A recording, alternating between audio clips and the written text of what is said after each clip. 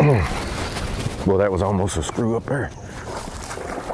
Something's big is about to happen at Santee Cooper. In 781 pro-level bass events, anglers have eclipsed 100 pounds only 46 times, and Santee Cooper has accounted for more than its fair share of those over the years. This week, with no front-facing sonar allowed, I think it's going to happen again.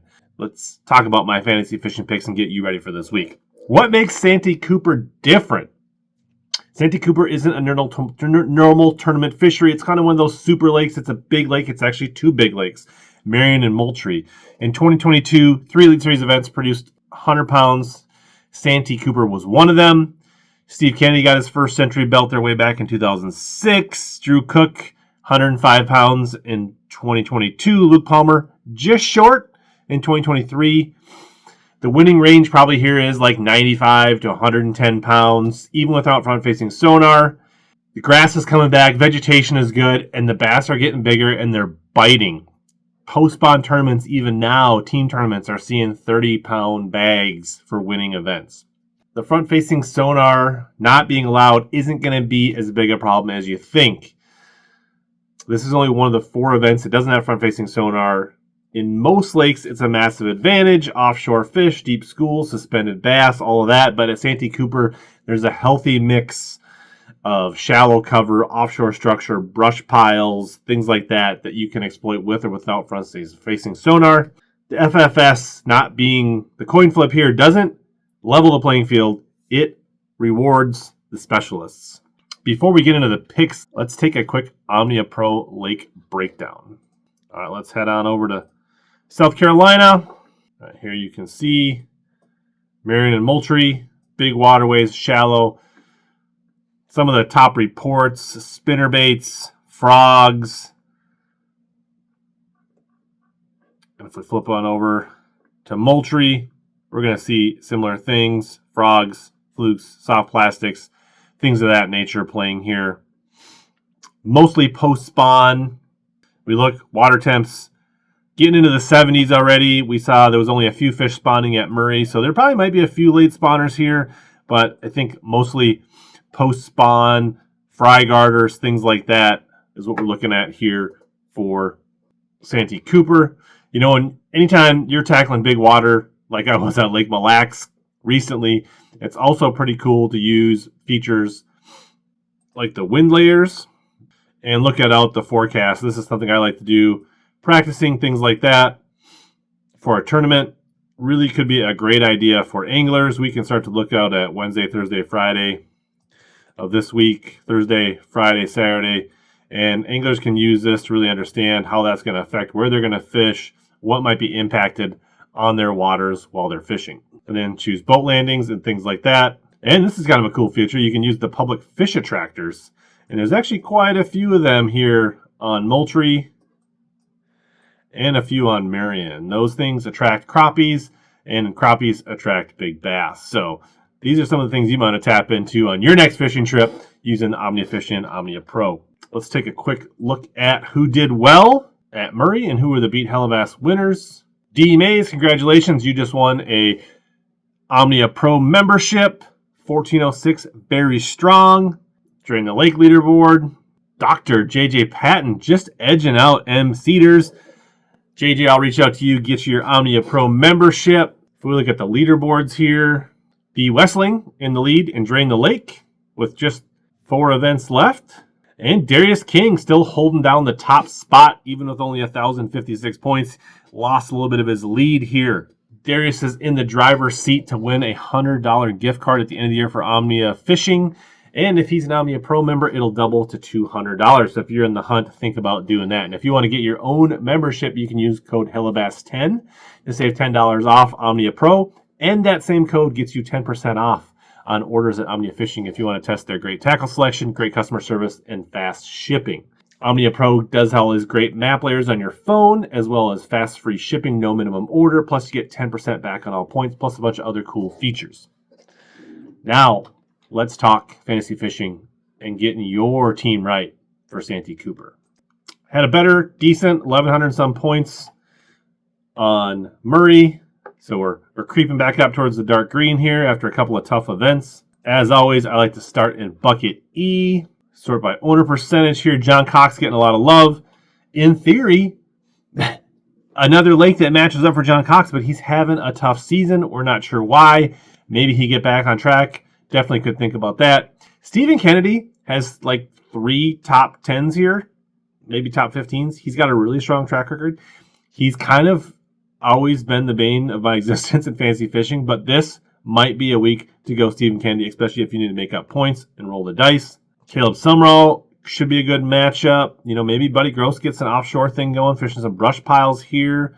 Nick Trim says he's been waiting for some grass on some of these lakes. It's got to here, so let's see if Nick Trim shows out. But I'm going Caleb Kufal, a Wisconsin guy. He's got a runner-up here, I think, on Santee Cooper. Almost won. Jig, spinnerbait, no front-facing sonar. He's a guy that's been kind of vocally against front-facing sonar. Time for him to show up and show him catching him in a non-front-facing sonar event and get out of Bucket E.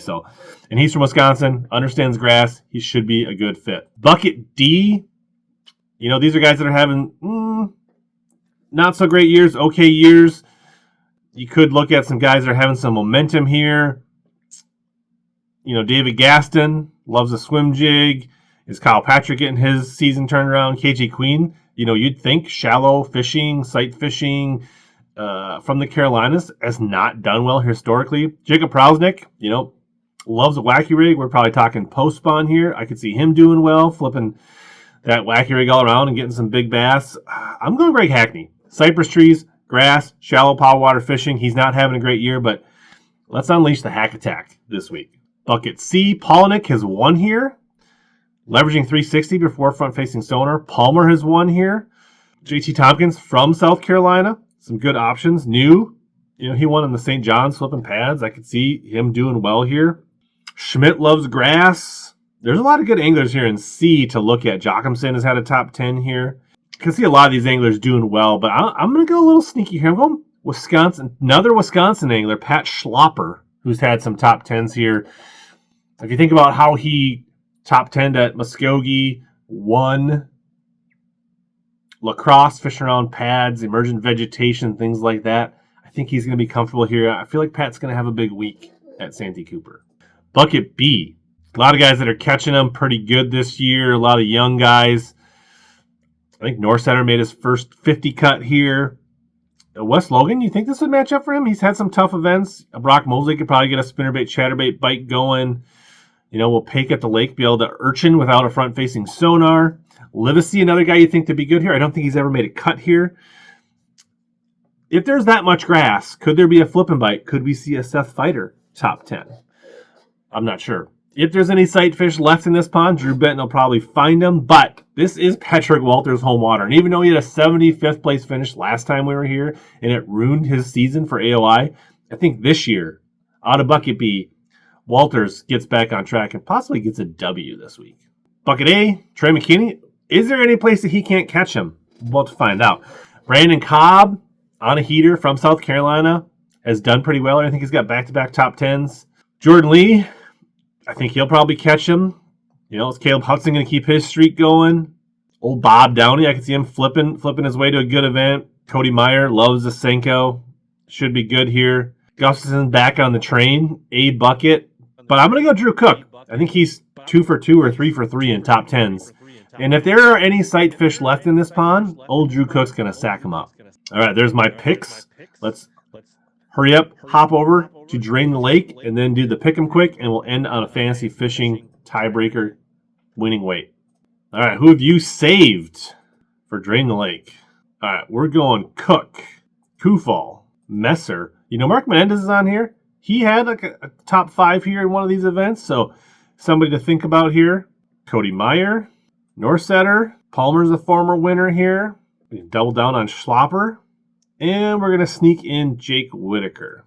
There's our 8. Drew Cook, Caleb Kufal, Cody Meyer, Kyle Norsetter, Luke Palmer, Pat Schlopper, and Jake Whitaker. Bassmaster Pick'em, a game that seems so easy, but it's tougher than you think to get it right. Never pick against Trey. I think Drew Cook here. Guys that have never made a cut, Atkins versus Livesey. I think Livesey's going to find a frog bite. Pake at the Lake, because it's fun to say. Kenny versus Menendez. Kenny's got to pay off sometime. Carl Jacobson versus Nick Trim. Nick's having a tough season. So is Carl Jacobson. Nick says he's looking for some grass. Let's give him a shot. Logan Parks versus Palaniuk. I'm going to take a defending champ here. Tiebreak weight, 104 pounds, 3 ounces. Look, 100 pounds is about to get weighed in at Santee Cooper. The question for your fantasy fishing team isn't whether the bags will be there. It's whether you've got the right anglers on your squad, on your roster. Lock in your picks ASAP. The tournament's almost here. Drop your Santee Cooper picks in the comments. I want to see what you guys have. I want to see who you're rolling with. And if you want to stay ahead of the field for every single event, make sure you're subscribed to the channel. I have St. Lawrence picks up before you know it. If you don't really care that much about fantasy fishing and you just want to see some fishing and what I've been up to, check out this video on the screen right here next.